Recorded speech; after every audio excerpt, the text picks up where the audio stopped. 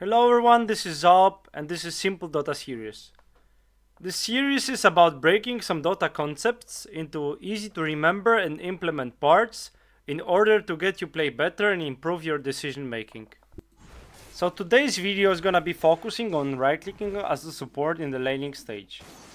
Keep in mind this is mostly for the range supports, as it's way easier for range heroes to be constantly in position to harass enemy with attacks, as well as the fact that they don't mess up with the aggro so much as the melee ones. Obviously, there are ways for melee heroes to be effective as well, but you can find that in my other videos, like the CK one. Harassing the enemy usually refers to hitting them with both attacks and spells. I believe that is the most underused mechanics in Dota by lower rank supports. They focus on pulling, having the lane in a certain place, perhaps they throw a spell or two. However, I don't think that's the right approach. As a support, you should be all over the enemies, trying to right click them at all the times, and if you have a spell, use it in between the right clicks.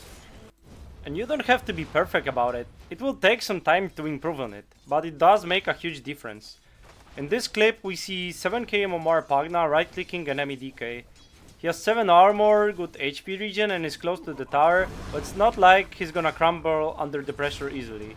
But it adds up. In this sequence he uses 14 right clicks, as well as some blasts on the DK, and it sets up a situation where this hero under the tower almost dies. So in every lane ask yourself, how do I approach the harass? Do I have to stand behind my core and just right click from far? Or do I go to the side into trees where I throw a cheeky attack or two? Or perhaps I will set up with my spells first in order to have easier time clicking the enemy. And it doesn't have to be enemy core. If you can take favorable trades versus supports, do it as well. In the end, if you kick enemy support out of the lane, you create 2 versus 1 scenario where enemy carry has hard time farming.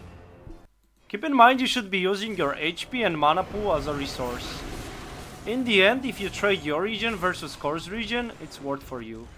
And if he's unable to approach the creep wave because he's low HP, that means he's gonna miss 2 last hits, and those 2 last hits are the same amount of gold that you're gonna spend on tangos. And the best part is, it's not like it's rocket science. At level 1, stay outside the creep wave and just start hitting the enemy. You don't need a timing to do that. Just a good position and then being aware of the fact that you need to do that is enough. And during the first 2 waves, where most heroes only have 1 spell to work with, you can completely dominate the lane and get yourself into a good position for the next 2 or 3 minutes, just by simply right clicking. So how do I measure if I did well or not? Well, for the start, one thing I've discovered is this hero damage section in the graph. So basically, if you play a range support the right way, around 5 minutes, because that's the point you will usually want to rotate, but in some games obviously that might be different time, you should be among the top of the damage chart. That's a good start. One thing to avoid while doing this is drawing creep aggro in a way it ruins your lane. That usually means when you play position 5, you draw aggro into yourself when you click the enemy, then his wave is gonna go under your tower, and by doing that, your creeps will push the next wave and you put yourself in a worse position. You should be working around creep aggro, but if you wanna know more about this topic, there are dozens of videos on YouTube about it. Other than that, make sure if you are taking trades, you constantly have regen flying to you.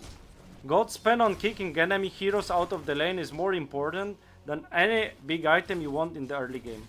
Keep in mind this is not a concept, but rather the playstyle you need to train. That means you will fuck up sometimes while implementing it, and it's fine, because in the long term it will win you more lanes and let you climb MMR. Remember, Dota is a game where snowball effect is very important, and with harass on the lane, you can start your snowball as early as the first minute. So that's it for today, thank you for watching. Please like the video and subscribe to the channel, and let me know in the comments if you'd like to see anything else. See you next time!